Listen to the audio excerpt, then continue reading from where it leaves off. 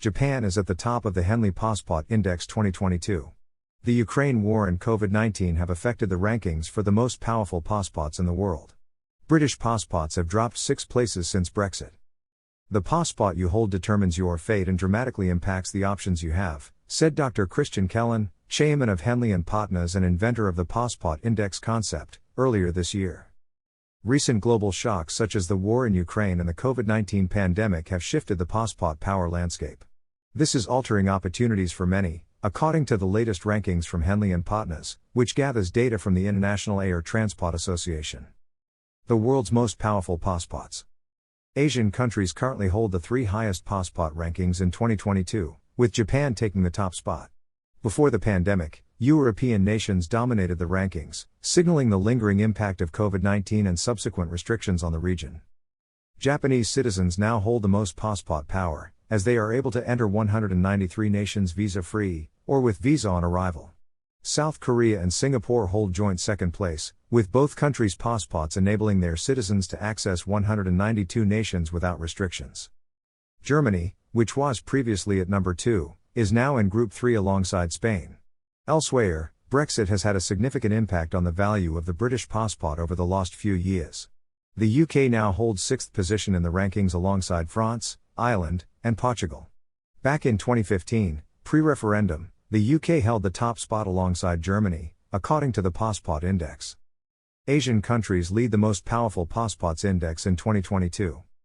Despite Japanese citizens possessing the most powerful passports, fewer tourists have left the country due to the pandemic, subsequent economic fallout and a weakened yen. According to Immigration Service Agency of Japan, there were 134,013 overseas travelers in May this year, a significant drop of -90.7% compared to 2019. This trend is reflected in IATA's data for the rest of the Asia-Pacific region. International passenger demand for March reached just 17% of pre-COVID levels, and was below 10% for most of the last 2 years. Ukraine invasion has affected passport power.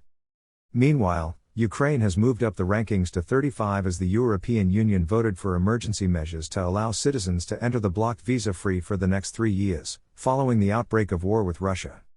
In March, the EU agreed to implement the Temporary Protection Directive for Ukraine, which was introduced to give immediate protection to persons who need it and to avoid overwhelming member states' asylum systems, and more than 6 million people have so far fled the country to neighboring nations, according to the UN.